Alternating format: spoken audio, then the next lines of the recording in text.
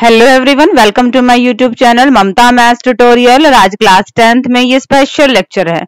हम कर रहे हैं बेटा इंपॉर्टेंट क्वेश्चन की सीरीज, और उसी सीरीज में आज हम डिस्कस करेंगे हरियाणा बोर्ड ने जो सैंपल पेपर इशू किया है उसका पार्ट टू हमारे पास ऑब्जेक्टिव टाइप क्वेश्चंस वाला पेपर है, जिसमें एक एक नंबर के 40 क्वेश्चंस आपको करने होंगे।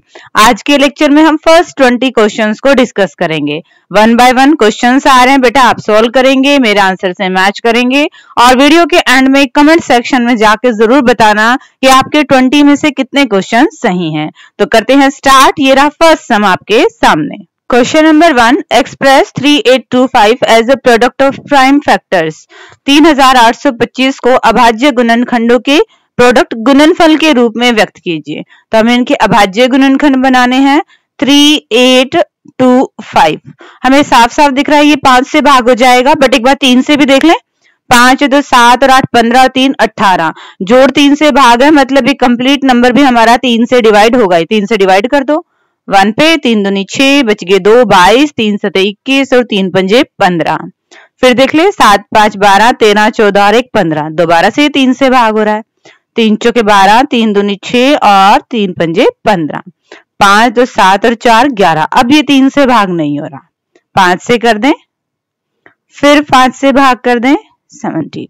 तो हम इसको क्या लिख सकते हैं, 3 इंटू 3 इंटू 5 इंटू 5 इंटू 17। थोड़ा सा और सही तरीके से लिख सकते हैं हम। 3 कितनी बार है बेटा, 2 बार है, तो 3 की पावर 2। 5 कितनी बार है, 2 बार है, तो 5 की पावर 2। 17 एक ही बार है, तो यहाँ पे 1 लगाने की जरूरत नहीं है। ये आ गया हमारे पास answer. Second, 5 + 5 √5 is a rational number और इरैशनल नंबर। ये परिमेय संख्या है या अपरिमेय संख्या है। हमें ये पता है बेटा कि √5 ये इतना तो हमारे पास क्या है, इरैशनल नंबर है, अपरिमेय संख्या है। अब √5 को अगर हम 5 से गुना करेंगे, किसी भी अपरिमेय संख्या को परिमेय संख्या से गुना करो, तब भी वो आपके पास क्या आएगा, इरैशनल नंबर ही आएगा। उसमें अगर रैशनल नंबर ऐड करो तब भी वो क्या आएगा, आपके पास अपरिमेय संख्या ही आएगा, इरैशनल नंबर ही बनेगा। थर्ड, 336 और 54 का HCF ज्ञात कीजिए। बेटा यहाँ पे 64 ने 54 ही है, ये तो आपकी एक्सरसाइज का क्वेश्चन है। 336 और 54 इनका HCF निकालने, 2 तरीकों से निकाल सकते हैं, मैं दोनों से ही बता देती हूँ। पहले तो हम यूक्लिड वाले से निकालते हैं। 336 और ये बन गया 54। ये किस पे जाएगा बेटा, 6 पे जाएगा। ये 6 चौक 24, 6 पंजे 30 और 2 32, घटा दे 12। अब डिवाइड नहीं हो रहा, तो 12 को आगे ले आते हैं, 54 को अंदर ले जाते हैं। 12 चौके 48, माइनस करे 6, अब अंदर ले जाते हैं 12 को। 6 दूनी 12, कंप्लीट भाग जाएगा, और जिससे भाग दे वो आ गया आपके पास HCF। दूसरे तरीके से देखें, 336 2 से जा रहा है, 2 1 कम 2, 2 6 12, 2 8 16, फिर 2 से, फिर 2 से, फिर 2 से, फिर 3 से। ऐसे 54 को देखें, 2 से, 3 से, 3 से। 336 को हम क्या लिख सकते हैं बेटा, 2 गुना 2 गुना 2 गुना 2 गुना 3 गुना में 7। और 54 को क्या लिख सकते हैं, 2 गुना 3 गुना 3 गुना में 3। HCF देखे जो दोनों में ही कॉमन हो, एक तो ये पेयर है, एक ये पेयर है, बस 3 दूनी 6। HCF क्या आ रहा है बेटा, आपका 6 आ रहा है। आप किसी भी मेथड से निकाल के देख सकते हैं। अब डिस्कस करते हैं बेटा फोर्थ सम को। Question number 4, the rational number परिमेय संख्या 64/455 64/455 इज अ टर्मिनेटिंग और नॉन टर्मिनेटिंग डेसिमल एक्सपेंशन। इसका दशमलव प्रसार शांत है या अशांत आवर्ती है। 2 तरीके हैं बेटा, या तो इसको भाग करके देख लो, या फिर दूसरा तरीका है भाग करके देखोगे वो लंबा प्रोसेस बनता है। दूसरा तरीका देखिए, जो हमारे पास डिनोमिनेटर है, हर में जो टर्म है उसके अभाज्य गुणनखंड करो जरा। ये किससे डिवाइड होगा, 5 से ही हो रहा है, फिर ये 7 से होएगा। हम इसको क्या लिख सकते हैं 5 इंटू 7 इंटू 13। अपने ध्यान रखना है अगर हर के डिनोमिनेटर के अभाज्य गुणनखंड में प्राइम फैक्टराइजेशन में ओनली 2 आ रहा है, ओनली 5 आ रहा है, या फिर ये दोनों ही आ रहे हैं, तब तो आएगा आपके पास दशमलव प्रसार शांत। अगर 2 और 5 के अलावा कोई एक भी और टर्म आ जाती है तो दशमलव प्रसार आएगा नॉन टर्मिनेटिंग रिकरिंग, अशांत आवर्ती आएगा। 5 के अलावा 7 और 13 भी आ गए तो ये दशमलव प्रसार आपके पास टर्मिनेटिंग शांत नहीं बनेगा। क्वेश्चन नंबर 5, शून्यकों का योग निकालना है, यहाँ पे सम ऑफ रूट्स निकालना है। 7x² माइनस 3x प्लस में 1। a की वैल्यू क्या दिख रही है बेटा 7, b की वैल्यू कितनी है -3, c की वैल्यू क्या है 1, और हमें पता है सम ऑफ रूट्स शून्यकों का योग का फॉर्मूला क्या होता है -b/a। b की वैल्यू रख दो, a की वैल्यू रख दो, माइनस और माइनस की मल्टीप्लाई 3/7, ये आ गया हमारा आंसर। डिस्कस करते हैं बेटा नेक्स्ट सम को। क्वेश्चन नंबर 6, यदि द्विघात बहुपद के शून्यकों का योग और गुणनफल ये है तो बहुपद बताइए। If the sum and product of the roots of the quadratic polynomial are 1/3 and -1/3 respectively, then the quadratic polynomial is। बच्चे जब हमारे पास सम और प्रोडक्ट दे रखे हों तो क्या फॉर्मूला होता है x² माइनस में सम ऑफ द रूट्स, उसकी x से गुना कर देते हैं, प्लस में प्रोडक्ट ऑफ द रूट्स। तो यहाँ पे x² माइनस में सम कितना है बेटा 1/3, प्रोडक्ट कितना है बेटा -1/3। तो ये क्या बन गया x² माइनस 1/3x माइनस में 1/3। थ्रू आउट 3 से गुना कर दे, 3x² minus x minus 1। Option के अकॉर्डिंग ऑप्शन बी आपका करेक्ट ऑप्शन है। ये फॉर्मूला आपको आना चाहिए बेटा। Question number 7, the pair of linear equations, दो रैखिक समीकरण युग्म हमें दे रखे हैं, हमें बताने हैं संगत है या असंगत है, कंसिस्टेंट है या फिर इनकंसिस्टेंट है। तो फर्स्ट से हम वैल्यू निकाल ले। a1 की वैल्यू क्या आएगी बेटा 4/3, b1 की वैल्यू क्या आएगी बेटा 2, और c1 की वैल्यू क्या आएगी बेटा -8। -8 क्यों आएगी? क्योंकि हम कंपैरिजन किससे करते हैं ax plus by plus c equal to 0, इससे कंपैरिजन करते हैं। तो इसको पहले यहां लाना पड़ेगा, यहां लाते ही बराबर के निशान से इसका साइन चेंज हो जाएगा। यहां से लेते हम a2 की वैल्यू 2, b2 की वैल्यू 3, c2 की वैल्यू -12। अब हम निकालते हैं a1/a2, 4/3/2, 4/6 काटेंगे तो क्या आ गया 2/3। b1/b2 को देखें तो क्या आ रहा है 2/3। c1/c2 को देखें तो ये तो 4 से कट रहे 2/3, तीनों बराबर आ गए। a1/a2 बराबर है b1/b2 के, बराबर है c1/c2 के, यानी कि हमें इनफाइनाइटली मैनी सॉल्यूशन अपरिमित रूप से अनेक हल मिलेंगे। और जब भी हमें सॉल्यूशन मिलेंगे, चाहे वो एक हो चाहे वो ढेर सारे हों, हमारे पास सिस्टम ऑफ इक्वेशन क्या आ जाएगा बेटा संगत आ जाएगा, कंसिस्टेंट आ जाएगा। ठीक है बेटा, 3 स्टेटमेंट्स हैं ये। a1/a2 not equal to b1/b2। इस सिचुएशंस में हमारे पास एक ही हल मिलता है, यूनिक सॉल्यूशन, अद्वितीय हल। तब हमारे पास क्या आएगा संगत आएगा, कंसिस्टेंट आएगा। इस सिचुएशन में हमारे पास अनगिनत रूप से हल मिलते हैं, इनफाइनाइटली मैनी सॉल्यूशंस मिलते हैं, तब भी क्या आ जाएगा संगत। अगर अब a1/a2 बराबर है b1/b2 के, बट बराबर नहीं है c1/c2 के, सिर्फ इस केस में हमें कोई सॉल्यूशन नहीं मिलता, असंगत होते हैं, इनकंसिस्टेंट होते हैं। तो आपने इन 3 सिचुएशंस को ध्यान में रखना है। डिस्कस करते हैं बेटा नेक्स्ट सम को। क्वेश्चन नंबर 8, रैखिक समीकरणों लीनियर इक्वेशंस हैं s-t = 3, s/3 प्लस t/2 = 6। हमें इसका सोल्यूशन निकालना है। 2 तरीके है बेटा, एक तो हम लेंथी मेथड से इसको सॉल्व करें, या फिर हम आंसर से इसको देख लें। आंसर्स में जो s और t की वैल्यूज को सेटिस्फाई कर देंगे वही सॉल्यूशन आ जाएगा।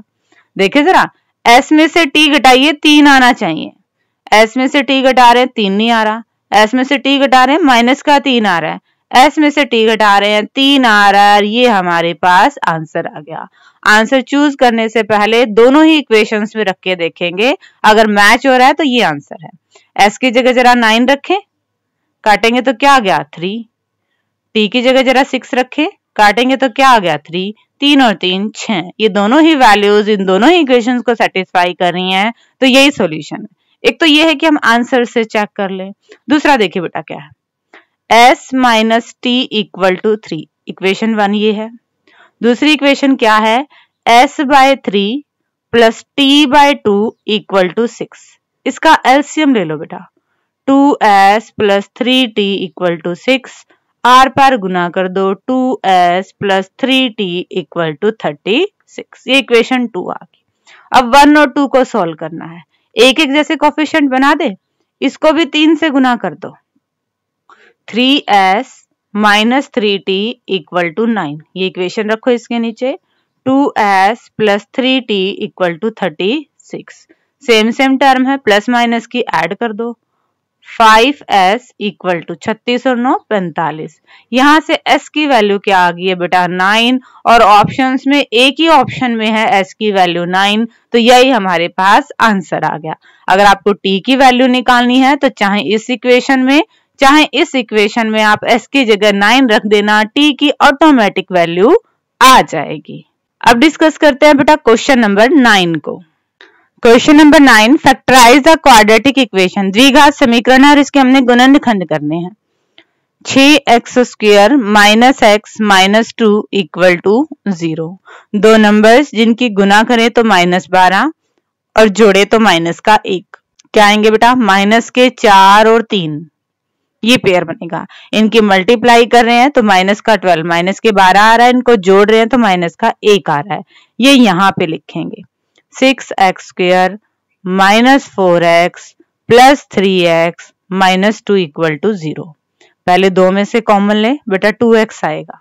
6 को 2 से भाग करेंगे 3, और x की पावर 2 थी, 2 बार था x, एक बार बाहर ले लिया तो एक बार अंदर बच गया है। 4 को 2 से डिवाइड करेंगे तो 2, एक ही x था वो हम कॉमन ले चुके हैं। लास्ट के 2 में से कुछ भी कॉमन नहीं है, और जहां कुछ भी कॉमन नहीं होता वहां एक तो कॉमन होता ही है।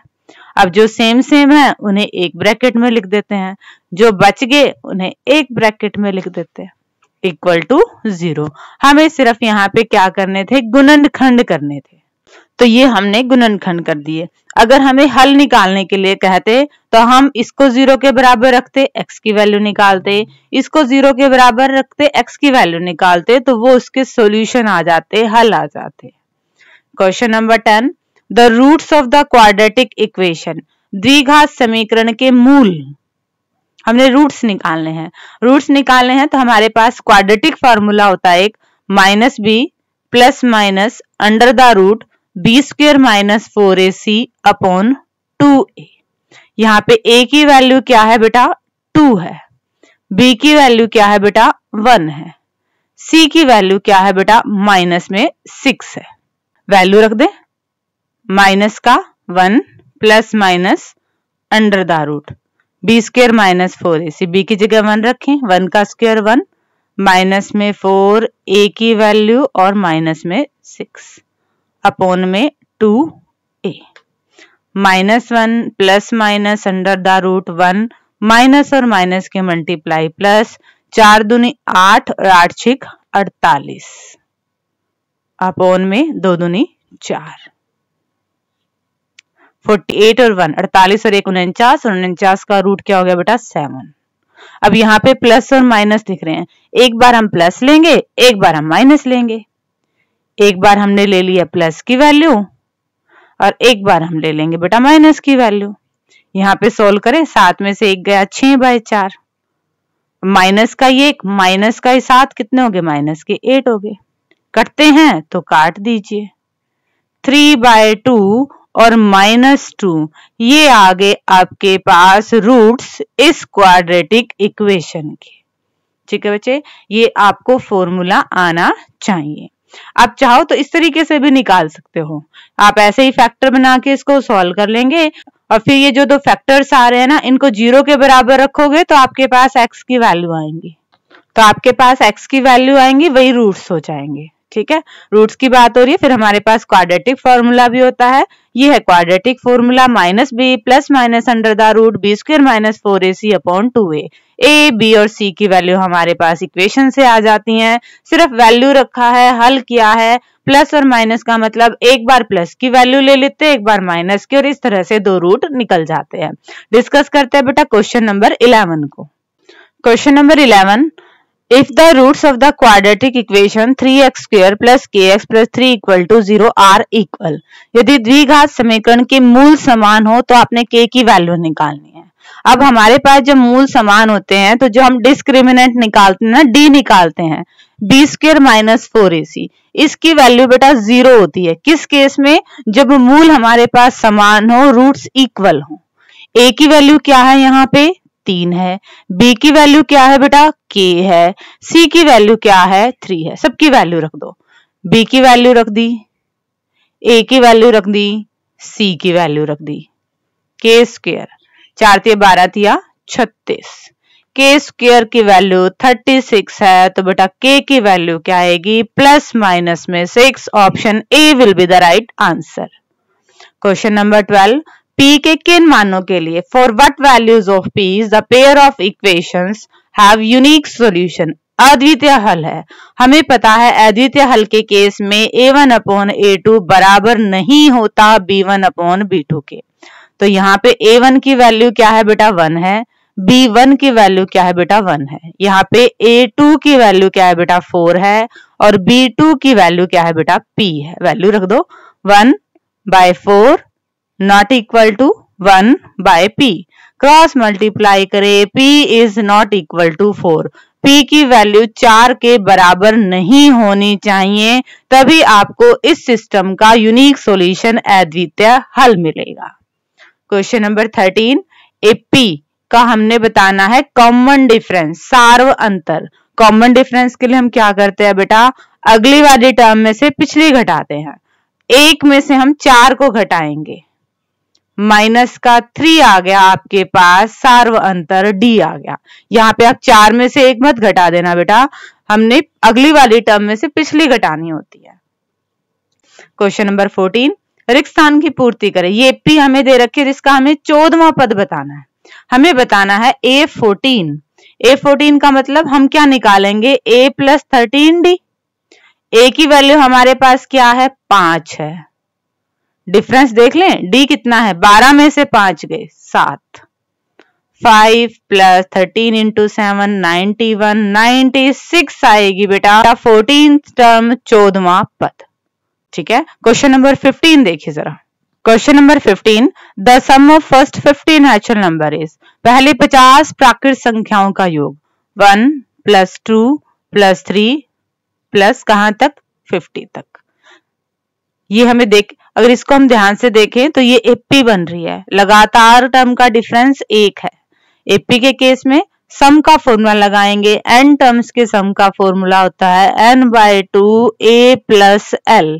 दूसरा भी होता है n/2 2a plus n minus में 1d। बट जब हमारे पास लास्ट टर्म पता हो ना, हम ये वाला लगाना प्रेफर करते हैं। n का मतलब नंबर ऑफ टर्म्स, कितने टर्म्स हैं बेटा? 50 है।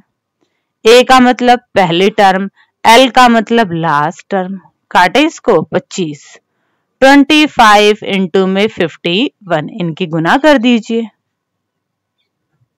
5 25 2 10, 1275। ये आएगा बेटा पहली 50 प्राकृतिक संख्याओं का जोड़, सम ऑफ फर्स्ट 50 नेचुरल नंबर। अगर आपको इस टाइप का क्वेश्चन करना है तो अगेन आपको ये फॉर्मूला आना चाहिए।